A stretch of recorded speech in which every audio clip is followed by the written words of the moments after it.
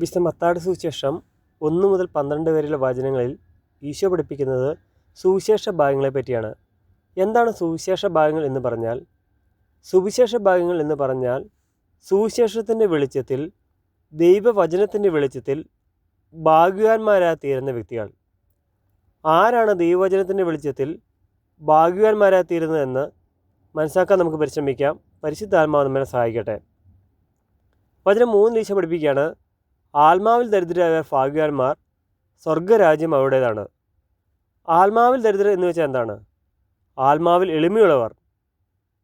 ആത്മാവിൽ എളിമയുള്ളവർ എന്ന് വെച്ചാൽ നമ്മുടെ ശരീരത്തിന് പല അവയവങ്ങളുള്ളതുപോലെ ആത്മാവിൻ്റെ ഭാഗങ്ങളിൽപ്പെട്ടതാണ് നമ്മുടെ ബുദ്ധി, ആഗ്രഹങ്ങൾ, ലക്ഷ്യങ്ങൾ, കഴിവ്, ഇമോഷൻ ഇവയെല്ലാം.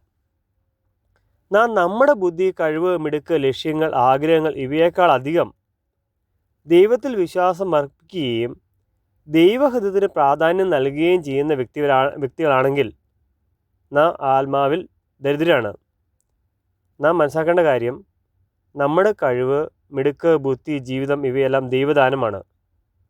നമ്മുടെ ബുദ്ധി, കഴിവ് ഇവയിലെല്ലാം തെറ്റുപറ്റിയേക്കാം. നാം ശരിയാണെന്ന് വിചാരിച്ച് ചെയ്യുന്ന പല കാര്യങ്ങളും പലപ്പോഴും ശരിയാണെന്നില്ല. നമ്മുടെ ലക്ഷ്യങ്ങൾ വിജയിച്ചാലും നാം ഉദ്ദേശിക്കുന്ന നല്ല ഫലങ്ങൾ ലഭിക്കണമെന്നുമില്ല. അതുപോലെ നമ്മുടെ പദ്ധതികളും അറിവും ഒന്നും നമുക്ക് നിത്യസന്തോഷമോ നിത്യജീവിതമോ നിത്യസമാധാനമോ നേടിത്തരണമെന്നുമില്ല. ദൈവത്തിൻ്റെ ഹിതവും പദ്ധതികളുമാണ് ഇവ നമുക്ക് നേടിത്തരുന്നത്. ദൈവത്തിൻ്റെ ഹിതമാണ് നമ്മുടെ രക്ഷയ്ക്കും നന്മയ്ക്കും വേണ്ടിയുള്ള മാർഗം.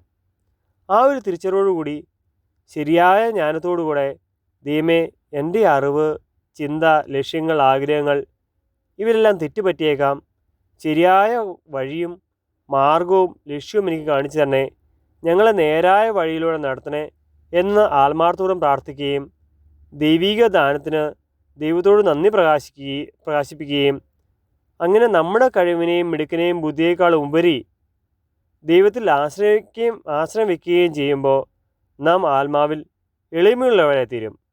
അത് ദൈവീക അനുഗ്രഹങ്ങൾ നമ്മിലേക്ക് വർഷിക്കപ്പെടുന്നതിനും നിത്യരക്ഷയിലേക്ക് നയിക്കപ്പെടുന്നതിനും ഈശോ പഠിപ്പിച്ചിരിക്കുന്നത് പോലെ സ്വർഗരാജ്യം അവകാശമാക്കി തീരുന്നതിനും കാരണമായി തീരും.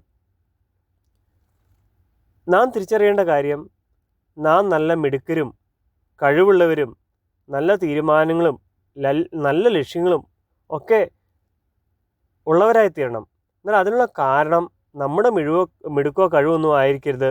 ദൈവം നമ്മോട് കൂടെയുണ്ട്. ദൈവം അറിയാതെ അനുവദിക്കാതെ ഒന്നും സംഭവിക്കുകയില്ല.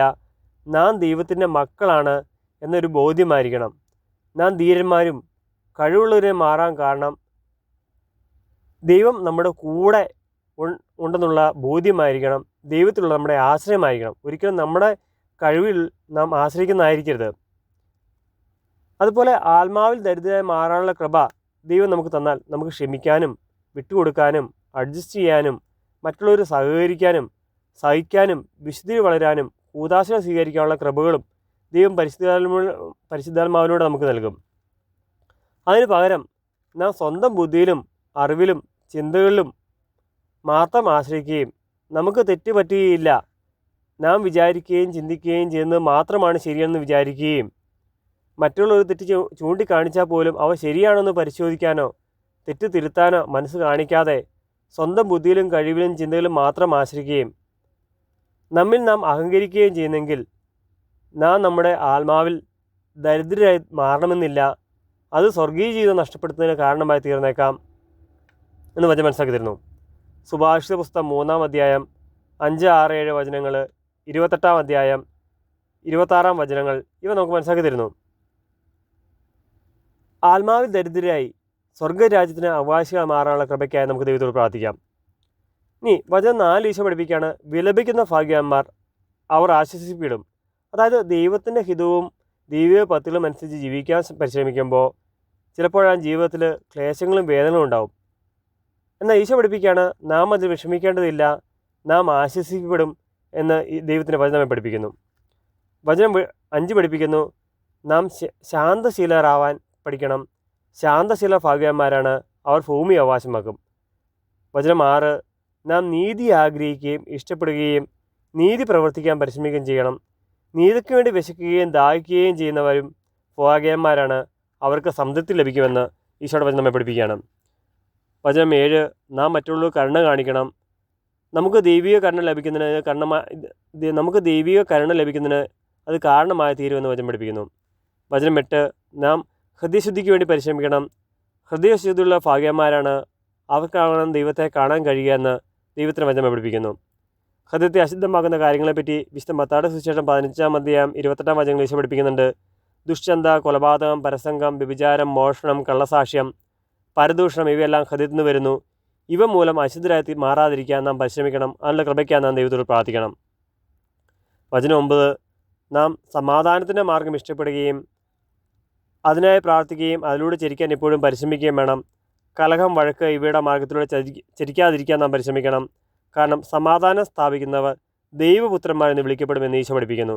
അതായത് ദൈവപുത്രന്മാർ എന്ന് വിളിക്കപ്പെടണമെങ്കിൽ ജീവിതകാലത്ത് സമാധാനത്തിൻ്റെ മാർഗം ഇഷ്ടപ്പെടുകയും അതിലൂടെ ചിരിക്കാൻ നാം പരിശ്രമിക്കുകയും അതിനുള്ള കൃപയ്ക്ക് ദൈവത്തോട് പ്രാർത്ഥിക്കുകയും വേണമെന്ന് വചനം മനസ്സിലാക്കി തരുന്നു.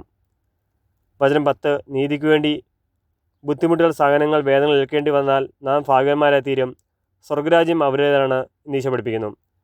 വചനം 11, ഈശോയെ പ്രതി മനുഷ്യർ നമ്മളെ അവഹേളിക്കുകയും പീഡിപ്പിക്കുകയും എല്ലാ തിന്മകളും നമുക്കെതിരെ വ്യാജമായി പറയുകയും ചെയ്താൽ നാം ഭാഗ്യവാന്മാരായി മാറും. നാം അതിൽ ആഹ്ലാദിക്കണം. സ്വർഗത്തിൽ അതിനുള്ള പ്രതിഫലം വളരെ വലുതായിരിക്കും. നമുക്ക് മുൻപുണ്ടായിരുന്ന പ്രവാചകന്മാരെയും അവർ ഇപ്രകാരം പീഡിപ്പിച്ചിട്ടുണ്ടെന്ന് ഈശോയുടെ വചനം നമ്മെ പഠിപ്പിക്കുകയും നമുക്ക് മുന്നറിയിപ്പ് നൽകുകയും ചെയ്യുന്നു. ആത്മാവിൽ ദരിദ്രരും ശാന്തശീലനും നീതി, കരുണ, ഹൃദയവിശുദ്ധി, സമാധാനത്തിൻ്റെ മാർഗം ഇവയിലൂടെ ചരിക്കാനും ദൈവം സഹനങ്ങൾ അനുവദിച്ചാലും അത് ദൈവഹിതമനുസരിച്ച് അതിജീവിക്കാനും നാം ആശ്വസിക്കപ്പെടുമെന്ന ബോധ്യത്തോടുകൂടി ദൈവഹിതത്തിൻ്റെ മാർഗത്തിലൂടെ അതിലൂടെ നടന്നു നീങ്ങാനുള്ള കൃപയ്ക്കായി നമുക്ക് ദൈവത്തോട് പ്രാർത്ഥിക്കാം. ദൈവം എല്ലാവരെയും സമത്വമായി അനുഗ്രഹിക്കട്ടെ. ആമേൻ.